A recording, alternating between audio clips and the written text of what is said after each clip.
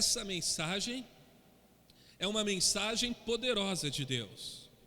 Porém, a mensagem da cruz é uma mensagem questionada. A mensagem da cruz é uma mensagem mal compreendida por muitos nos nossos dias, mal compreendida por uma grande parcela que se encontra, inclusive, às vezes, ou muito provavelmente até mesmo dentro da igreja. Mal questionada, mal compreendida, muitas vezes por aqueles que não entendem o fundamento das Escrituras quando ela traz o contexto de palavra de cruz. Palavra essa que é capaz de salvar, palavra essa que é capaz de mudar vidas, palavra essa que é capaz de impactar a vida de uma pessoa quando compreende de fato. Porque quando a mensagem da cruz entra em nossos corações, os fundamentos da nossa vida são estremecidos, como um terremoto que balança uma cidade no mover das placas tectônicas chama? Essas placas que se movem e causam um terremoto e chacoalham a cidade. Quando a palavra de cruz, ela vem na nossa vida tem os fundamentos chacoalhados, nossa vida tem um momento de impacto em nossos corações. E quando nós lemos Paulo escrever aos Coríntios a sua carta, a sua primeira carta, e no capítulo 1 ele diz que a palavra de cruz é loucura para os que se perdem, a gente percebe a primeira coisa aqui que podemos notar claramente, que há uma divisão de entendimento acerca da cruz. Há uma divisão da forma como a cruz é entendida, divisão dos salvos e dos não salvos, porque aqui no entendimento acerca da mensagem da cruz há uma distinção na forma que entende e o destino que essa pessoa tem pela maneira de entender a cruz. Ela diz: a palavra de cruz é loucura para os que se perdem. Ou seja, para aqueles que não entendem a mensagem da cruz, para aqueles que não compreendem de maneira espiritual, com uma compreensão que vem da parte de Deus para a sua vida acerca da mensagem da cruz, a mensagem da cruz se transforma em algo nulo, se transforma em algo maluco, louco, difícil de entender e de compreender. E se nós olharmos racionalmente a mensagem da cruz, ela parece um pouco utópica. Imaginar que alguém que morreu na cruz como uma pessoa maldita, porque maldito é todo aquele que é pendurado no madeiro, traz salvação para aqueles que creem. Ou seja, acreditar em alguém que não foi capaz de livrar a sua própria vida, ter garantia de salvação, parece algo maluco mesmo, parece algo louco. Mas o apóstolo Paulo diz: olha, loucura para os que se perdem, mas porque são salvos, poder de Deus. A pessoa, ela pode até estar num processo de salvação quando ela crê nessa cruz, ela entra, ou quando ela começa a ouvir essa mensagem. Fato é que ela vai estar em algum processo no decorrer dessa mensagem, ou num processo de salvação, ou no processo de destruição. Quando a mensagem da cruz é anunciada, quando a mensagem da cruz é proclamada, ou quando ela chega aos nossos ouvidos, ela nos torna em alguém em processo de alguma coisa. A pessoa, ao ouvir a mensagem da cruz, ela está num processo de salvação, se ela de fato efetivamente crê nessa mensagem, ou ela está num processo de destruição, se ela rejeitar essa mensagem na sua vida. Caso que nós vemos com frequência em nossos dias. O que de fato vai determinar em qual processo que essa pessoa se encontra é o entendimento que ela tem da mensagem da cruz. É uma clara diferença dos grupos que se distinguem entre aqueles que têm a mensagem da cruz como poder de Deus e aqueles que têm como algo que é louco, algo que não tem fundamento, algo que é contrário à racionalidade. A cruz é o meio pelo qual Deus salva e o meio pelo qual Deus rejeita. Ela é ponto fundamental. Pela palavra de cruz, pela maneira que a cruz é recebida, pela forma que a mensagem da cruz se estabelece no nosso entendimento, nós somos salvos ou nós somos rejeitados. Não é possível nós pensarmos que a mensagem da cruz, ela não tenha poder para isso. Não é possível nós racionarmos de maneira natural, achar que a rejeição da cruz não causa nada. Não, a rejeição da cruz, ela causa destruição, da mesma forma que ela se torna poder para aqueles que confiam nessa mensagem. Para os que creem, loucura. Para os que creem poder de Deus, para os que creem salvação, para os que creem uma nova vida, para aqueles que acreditam uma transformação de vida, para aqueles que acreditam a saída da morte para a vida. Mas para aqueles que insistem em não acreditar, para aqueles que insistem em não reconhecer o poder dessa mensagem, e é preciso ser dito aqui que não é um reconhecimento meramente de confissão de lábios, é um reconhecimento de confissão, de entendimento naquilo que diz que está acreditando. Efésios 2, versículo 1 e 2 diz assim: Ele vos concedeu vida, estando vós mortos nas vossas transgressões e pecados, no quais andaste no passado conforme o curso deste sistema mundial, de acordo com o príncipe do poder do ar, o espírito que agora está atuando nos que vivem na desobediência. Quando a palavra de cruz, ela impacta a vida de uma pessoa, a pessoa ela não permanece mais no caminho da desobediência, ela não permanece mais no estado de morte, mas no estado de vida. A mensagem da cruz ela é poderosa para levar uma pessoa da condenação à salvação. Ela é poderosa para conduzir uma pessoa que estava debaixo de perdição a num estado de celebração. Ela tira da morte e traz para a vida. Para os salvos em Cristo, efetivamente, a mensagem da cruz é poder de Deus, como o apóstolo Paulo fala em Romanos 1,16. Mas quando essa mensagem é ignorada, quando essa mensagem é mal interpretada, quando essa mensagem ela não é aceita no nosso coração, ela se transforma em condenação para o homem. Não existe meio termo. Não existe um lugar onde a pessoa vai morrer e vai permanecer ali até aceitar essa mensagem.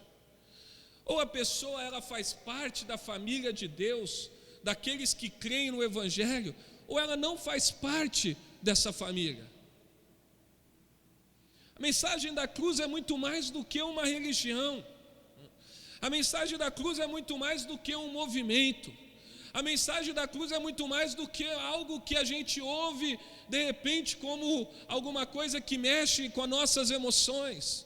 A palavra da cruz efetivamente é vida para o homem, é vida para nós que estávamos perdidos, é vida para nós que seguíamos um curso terrível em nossas vidas, mas que ao encontrar essa mensagem mudamos a direção, ou essa mensagem mudou a direção da nossa vida. Fato é que ao encontro do homem com a mensagem da cruz, a pessoa ela é transformada, ela é mudada. A palavra de cruz, ela não trata apenas de uma morte numa cruz em algum lugar em Israel. A palavra de cruz, ela trata de todo o conteúdo do Evangelho. Ela traz, nessa mensagem que o apóstolo Paulo aqui está falando de cruz, ela traz toda a revelação desse Evangelho. É um tratado para aquele que recebe essa palavra. É um Evangelho centrado na redenção por meio de Cristo. É um Evangelho que fundamenta que Cristo é o único caminho de salvação. É um Evangelho que demonstra que Jesus é a única porta, é o único meio pelo qual o homem pode ser salvo. E você fala: pastor, eu tenho conhecimento de tudo isso. Eu já ouvi o senhor pregar acerca do Evangelho. Eu já vi o senhor falar muitas vezes. Mas às vezes parece que isso não está tão claro para nós. Quando a gente ouve o discurso de algumas pessoas acerca do Evangelho, parece que a confissão está distante da prática. O Evangelho ele não tem a capacidade apenas de instruir o homem. Ele não tem a capacidade apenas de educar o homem. O Evangelho não é algo moral para nós. O Evangelho ele é capaz de transformar o homem pecador em alguém santo em Cristo. Ou seja, é algo muito mais poderoso. Ele não traz apenas moralidade. Moralidade sem Evangelho continua sendo moralidade. Ele traz algo transformador. Ele traz algo que muda, ele traz algo que nos torna diferente. Quando a gente pensa no Evangelho apenas como moralidade, a gente pensa no Evangelho como algo que nos traz apenas boas práticas ou bons costumes.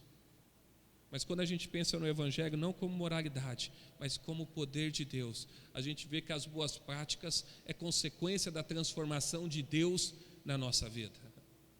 A gente vê que a moralidade ela acaba florando de certa maneira. Ela não nos torna moralista, mas ela nos torna pessoas com boas práticas. Ela nos santifica. O Evangelho ele nos santifica. O Evangelho ele nos dirige. O Evangelho ele nos conduz. O Evangelho estabelece sobre as nossas vidas um padrão cristão.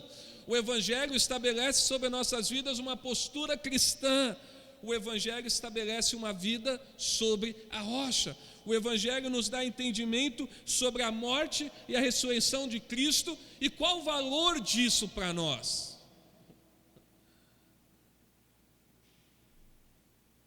É um Evangelho que nos mostra que diante de uma má notícia nós temos salvação. É um Evangelho que nos diz que aquele que não crê vai para o inferno.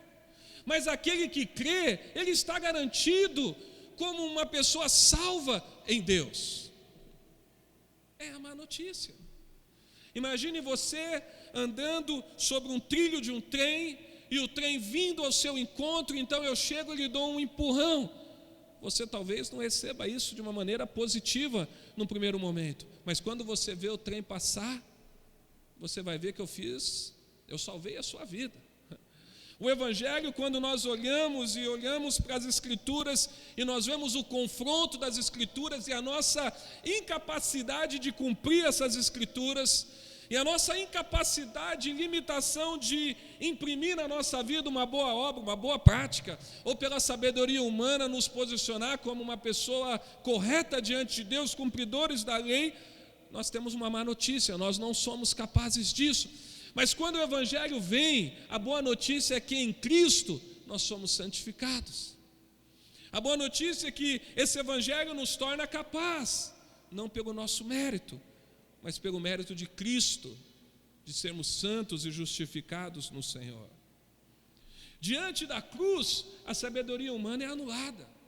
Diante da mensagem da cruz, a sabedoria humana de nada vale.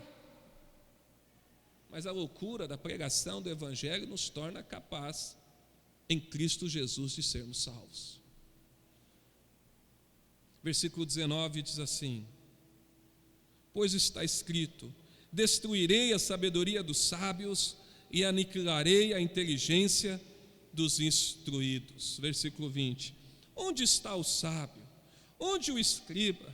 Onde o inquiridor deste século? Porventura não tornou Deus louca a sabedoria do mundo? Diante da cruz, a sabedoria filosófica não serve para nada, porque a sabedoria humana, irmãos, ela é transitória, ela é temporária. Quando a gente estuda, eu não sei se você estuda filosofia ou se você é um estudioso de alguma coisa, você vai ver que a sabedoria humana ela muda com as épocas. As coisas vão mudando, o entendimento acerca de determinadas coisas vão sendo transformadas à medida que o tempo vai passando. Porque quando a instrução, quando a sabedoria, ela não tem Cristo como um fundamento, ela se transforma em algo temporário. Então Paulo diz, olha, na verdade Paulo pega emprestado aqui um texto de Isaías, se não me falha a memória, capítulo 29, esse versículo aqui, 19, ele está em Isaías 29, ele diz, olha, destruirei a sabedoria dos sábios, toda erudição, Toda a sabedoria humana é confundida por causa da mensagem da cruz, porque Cristo não é o pilar da sabedoria humana. Paulo vai dizer: onde está o sábio? Onde está o sábio incapaz de produzir uma sabedoria igual a de Deus? Onde está? Embora a natureza, os céus manifestam a glória de Deus, o homem é incapaz de conhecer Deus apenas pela sabedoria humana. Se não tiver fé envolvida no conhecimento de Deus, o homem não conhece Deus como deveria conhecer. O homem não aceita a mensagem da cruz como ela tem que ser aceita. Conhecer Deus pela sabedoria humana é conhecer um Cristo histórico, é conhecer uma Bíblia como romantizada, é conhecer as Escrituras como um fato que aconteceu. Conhecer Deus apenas pela sabedoria humana é você ter pilares que vai mudar com o tempo, é concordar com argumentos que dizem que a Bíblia é um livro atrasado, porque a sabedoria humana ela mostra que os tempos mudaram. E como mudaram? Antigamente o crente era conhecido pelo livro da capa preta debaixo do braço. Era assim ou não era? Hoje a gente tem Bíblia azul, amarela, verde, tem Bíblia para todo gosto, Bíblia do homem, Bíblia da aplicação pessoal, Bíblia de estudo Thompson, Bíblia de Genebra, Bíblia disso, Bíblia daquilo, Bíblia de todo jeito. E se não bastasse, a gente tem a Bíblia no celular, Bíblia no iPad. Os tempos mudaram, a maneira de comunicação mudou. O homem evoluiu, mas a palavra de Deus ela continua a mesma, porque ela não depende da sabedoria humana, ela não depende de debates filosóficos, ela não depende do homem, através de algo humano conhecer a Deus. Precisa ter algo que vem da parte de Deus no homem, que é a fé. Paulo vai dizer: onde está o sábio? Paulo vai dizer: onde está o escriba? Onde estão os doutores da lei, peritos da lei, que não estão vendo Cristo como fundamento? Porque o judeu esperava um Cristo político, militar, o judeu esperava um outro tipo de Messias. Os escribas estavam ali, os fariseus estavam ali, os religiosos estavam ali, e mesmo diante de todos os sinais milagrosos, ainda buscavam outros sinais.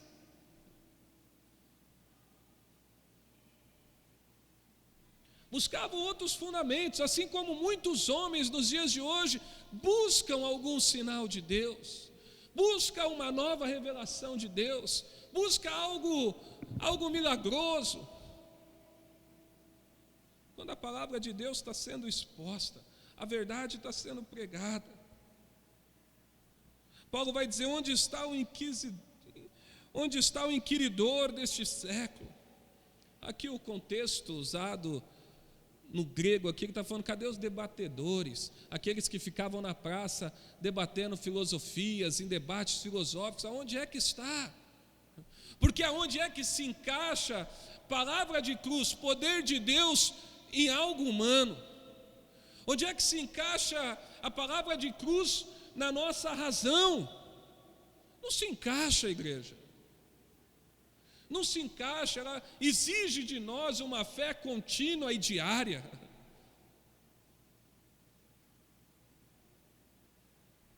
A sabedoria humana é antítese da sabedoria de Deus.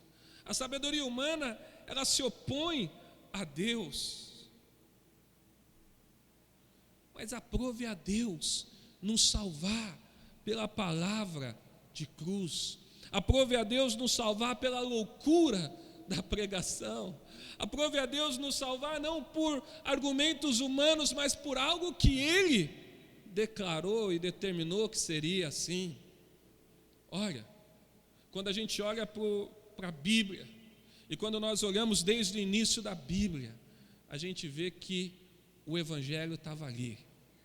Quando Deus faz o primeiro sacrifício dos animais, a gente chama aquilo de broto evangelho, e Ele cobre Adão e Eva com pele de cordeiro, mostrando como é que seria feito o sacrifício, como é que seria feita a redenção do homem. Ele começa a revelar ali a cruz, ele começa a revelar ali como seria. Quando ele amaldiçoa a serpente, ele diz que a serpente vai ferir o calcanhar, mas a sua cabeça ia ser pisada. Ele começa mostrando como é que as coisas iam acontecer. E olhar para essa palavra de cruz racionalmente não vai nos permitir sermos transformadas por ela, mas olhar com fé, crendo naquilo que Deus revelou nas suas escrituras, vai permitir que sejamos transformados por essa palavra. Ainda que pareça loucura, ainda que pareça chacotinha, ainda que pareça algo irrisório, algo conto, é exatamente essa palavra que nos salva. Versículo 21 diz assim: visto como na sabedoria de Deus o mundo não o conheceu por sua própria sabedoria, aprove a Deus salvar os que creem pela loucura da pregação. Deus estabeleceu nas suas escrituras que o homem não pudesse conhecê-lo por sabedoria humana, mas apenas pela revelação especial de Deus. Olha para mim, igreja.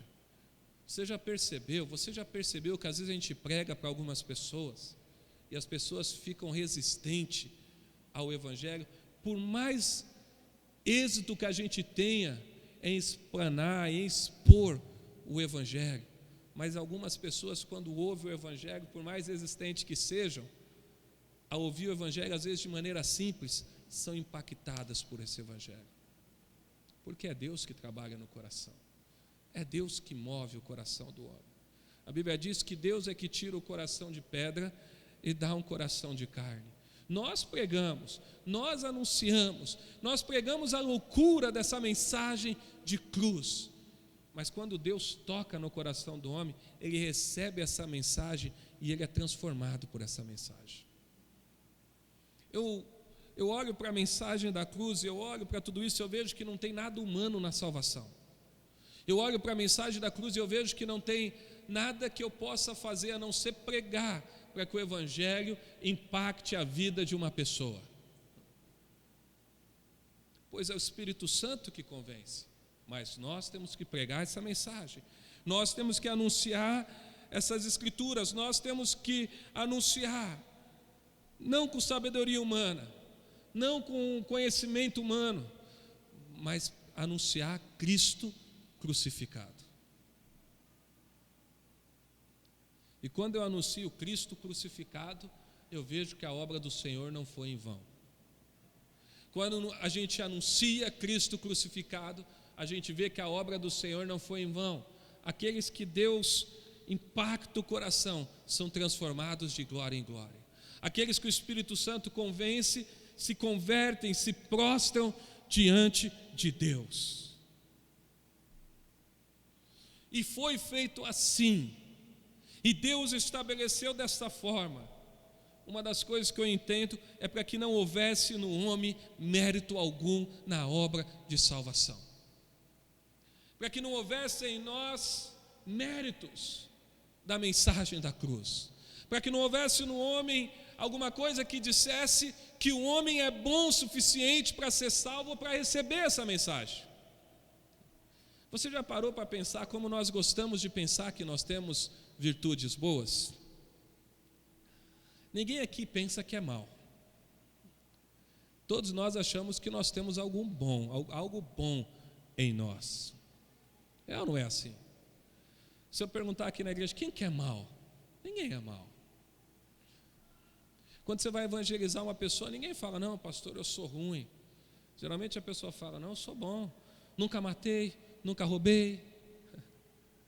E aí as pessoas descrevem uma série de pecados que ela nunca cometeu. É um discurso quase que pronto. É um discurso tão pronto como aquele que Deus ama o pecador, mas odeia o pecado, como se fosse possível separar quem pratica o pecado de quem é o pecador.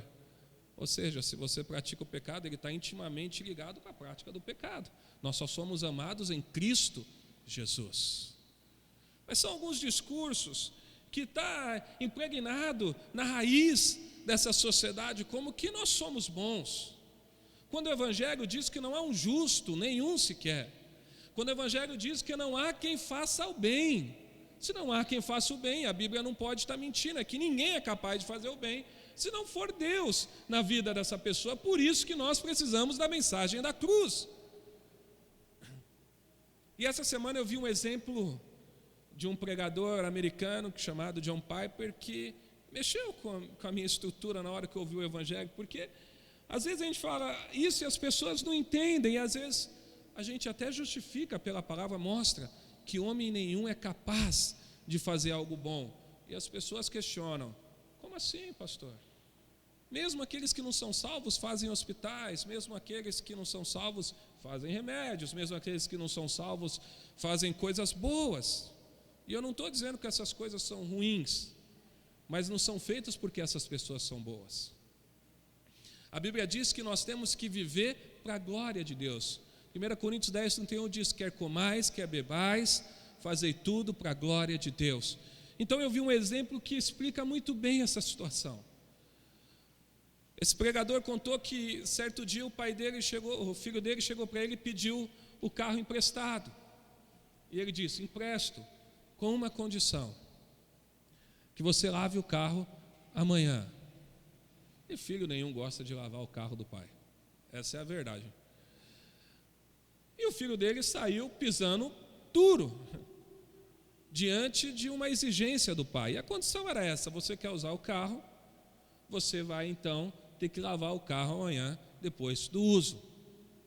O filho ficou bravo, murmurou, reclamou, saiu, usou o carro naquele dia, e no outro dia ele começou a lavar o carro. E quando o pai foi até ali ver o carro sendo lavado, ele percebeu que o filho estava lavando o carro, mas extremamente bravo com uma pessoa que amava ele, bravo com uma pessoa que apenas colocou uma condição para que ele lavasse o carro. Então ele diz: a motivação do meu filho era qualquer outra motivação, menos o amor dele por mim. Quando um homem não salvo faz alguma coisa, por mais que seja boa, a motivação não é por causa de Deus, não é o fundamento bíblico que diz: quer comais, quer bebais, quer façais qualquer coisa, faça para a glória de Deus. A motivação não é essa. Então o homem sem Deus, ele é incapaz de buscar Deus, ele é incapaz de fazer as coisas para Deus. É por isso que a salvação, ela vem numa pregação de algo que é louco, ela vem na pregação de algo que contradiz a sabedoria humana. É uma mensagem com conteúdo de boas novas. É uma mensagem que traz uma notícia da morte de um filho, o Filho de Deus, que morreu na cruz e ressuscitou ao terceiro dia. É o Filho de Deus encarnado como homem que morre na cruz. E que essa morte, essa ressurreição, ela produz justificação e santificação aos que creem.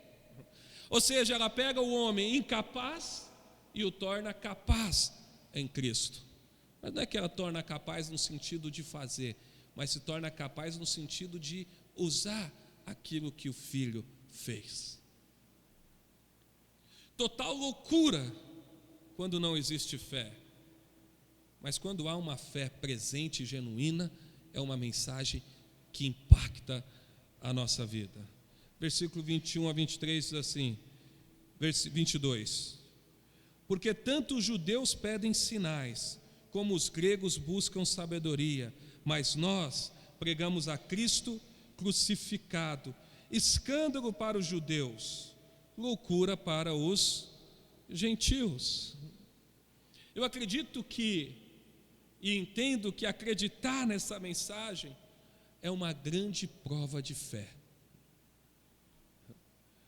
A gente é desafiado a crer nessa mensagem. Os judeus pediam sinais sobrenaturais, se recusavam ver a salvação do Messias, que foi morto e ressuscitado. Se recusavam a ver os milagres que o Messias operou. Por que o Messias fez milagres? Ele fez milagres para mostrar que ele era o Filho de Deus. O Messias operou sinais para que os judeus vissem que ele era o Filho de Deus, mas ainda assim os judeus buscavam um sinal, porque eles entendiam os Messias de maneira diferente, eles buscavam um Messias diferente, Eles buscavam um Messias poderoso. Eles buscavam um Messias que iam livrar os judeus de Roma. Talvez eles buscassem um Messias que, se tivesse se lançado de um pináculo, como Satanás sugeriu, e fosse segurado pelos anjos na altura, seria o Messias que eles estivessem esperando. Alguém que fizesse algo poderoso, que mostrasse poder para livrar Roma, livrar Israel de Roma. Mas vem um Jesus fragilizado, pobre. Eles esperando um Messias poderoso, político, militar, capaz de livrar Israel de Roma. Vem um Messias pobre, que nasceu numa manjedoura. Vem um Messias que não é político, não tampouco militar, anunciar um reino que não é do mundo, que é um reino vindouro. Para o judeu, o sinal de prosperidade e riqueza era sinal de poder. Então eles pediam um sinal assim. Mas o sinal que Jesus dá é um sinal que se transforma em pedra de tropeço para os judeus. Abre a Bíblia sem fechar 1 Coríntios, volta um livro aí, Romanos capítulo 9.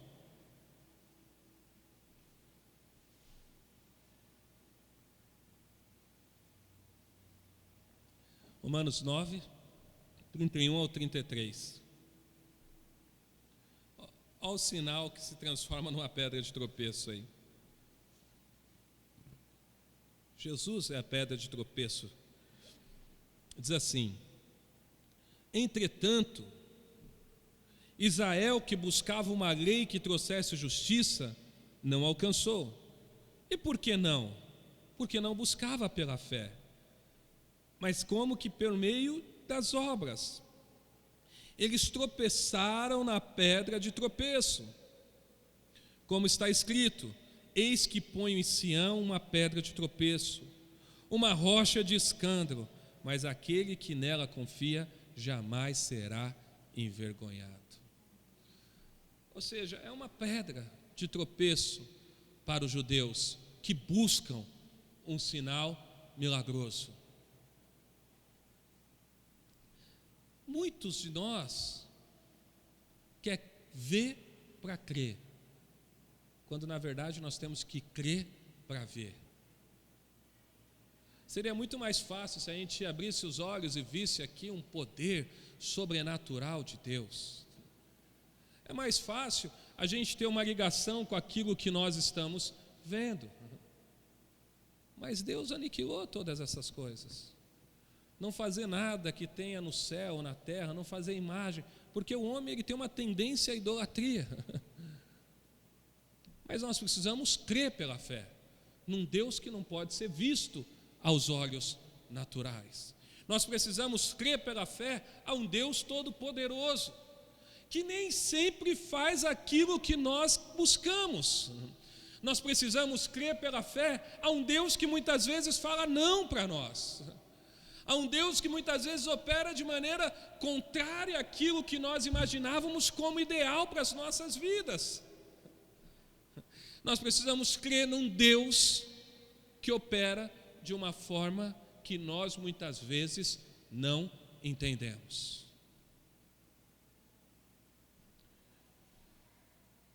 Esperavam um líder militar com poderes extraordinários, mas veio um Cristo simples. Qual é o Messias que você tem esperado? Qual é o Jesus que você tem esperado? Quem é Jesus de fato para você?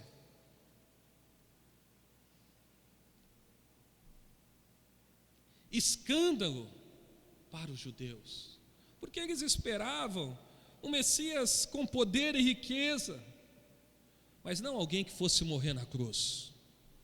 Loucura, porque Deus, ao invés de mandar um homem como eles esperavam, poderoso, mandou alguém amaldiçoado por Deus. Como crer num Deus, num filho que foi amaldiçoado? Olha o que diz Gálatas capítulo 3, versículo 13.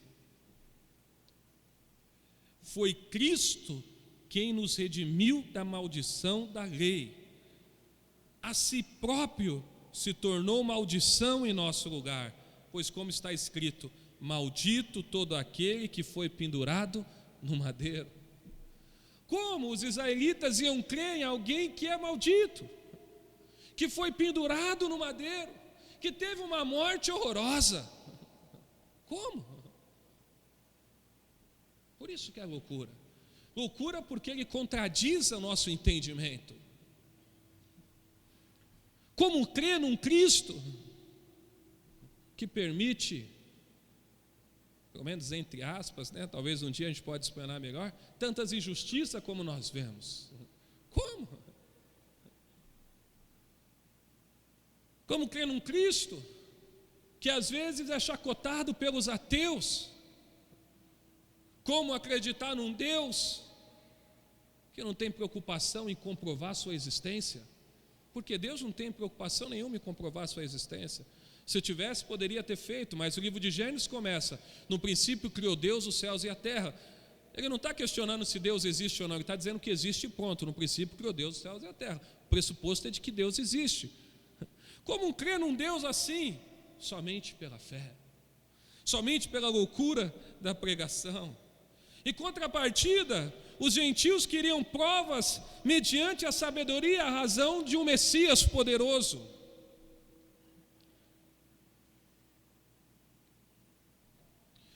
Loucura para aqueles que pudessem imaginar que um Cristo que morreu na cruz, que não foi capaz de salvar a si mesmo, pudesse salvar todo aquele que nele crê.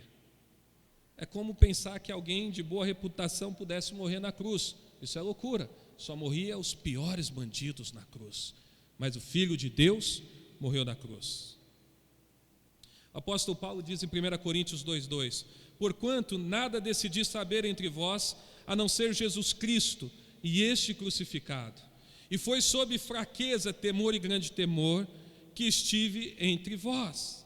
De maneira, irmãos, que era loucura crer na palavra de cruz, como ainda é nos nossos dias. Mas é a única mensagem que o apóstolo Paulo pregou, e é a única mensagem que eu quero pregar para vós, porque é a única mensagem capaz de transformar a sua vida. Para aqueles que são de Deus, para os chamados e convocados pelo poder de Deus, a palavra de cruz e Cristo é a expressão de Deus, a expressão de Deus Pai, é a manifestação da sabedoria de Deus. Para aqueles que rejeitam a cruz, é apenas condenação. Para encerrar, versículo 24 e 25 diz assim: mas para os que foram chamados, tanto judeus como gregos, pregamos a Cristo, poder de Deus e sabedoria de Deus, porque a loucura de Deus é mais sábia do que os homens, e a fraqueza de Deus é mais forte do que os homens. Esta verdade da cruz demonstra a sabedoria de Deus e a forma que Ele confundiu a sabedoria humana. A todos que são chamados, a mensagem da cruz, ainda que possa parecer estranha ou irrelevante, é uma mensagem de grande poder e de sabedoria. É uma mensagem que exige de nós fidelidade e exige de nós que nós creiamos, ainda que as pessoas sejam contra essa mensagem, ainda que seja uma mensagem questionada. Em Cristo, todo aquele que confia tem na mensagem de cruz a sua maior expressão de fé, porque não tem na mensagem algo que não aconteceu, mas tem na mensagem algo que é real. A mensagem de cruz, irmãos, não tem a ver com aquilo que nós podemos conquistar, mas aquilo que já foi conquistado. A mensagem de cruz não tem a ver com aquilo que nós podemos consumar na nossa vida, mas naquilo que já foi consumado por Cristo. A mensagem da cruz não tem a ver com conquistas nessa vida presente, mas em conquistas que já foram feitas em Cristo e que tem muito mais a ver com o nosso futuro. Quantos acreditam na cruz aqui? Quantos acreditam que foram salvos? Quantos acreditam que foram livres da morte? A palavra de cruz, ela tem a ver com a eternidade. Claro que buscar o reino de Deus, sua justiça e as demais coisas vos serão acrescentadas, mas ela não é para o tempo presente. É o já e o ainda não. Nós somos salvos, nós estamos salvos, mas nós vamos enfrentar a morte. Nós vamos morrer se Jesus não voltar. Mas nós temos uma garantia de ressurreição. Nós temos uma garantia que um dia estaremos com Cristo na eternidade. Todos aqueles que acreditam nessa mensagem recebem salvação. Gálatas 6,14 diz: quanto a mim, no entanto, que eu jamais venha me orgulhar, a não ser na cruz do nosso Senhor Jesus Cristo, por intermédio do qual o mundo já foi crucificado para mim e eu para o mundo. Tropeço para os judeus que esperavam algo diferente das Escrituras, irmãos. Escândalos para aqueles que desprezavam alguém que foi morto na cruz. Chacota para aqueles que buscam resposta na razão. Mas poder e salvação para aqueles que se entregam de fato e de verdade e se escondem sobre a cruz de Cristo. De que lado você quer estar? Daqueles que estão sobre a cruz de Cristo ou daqueles que buscam uma resposta na filosofia?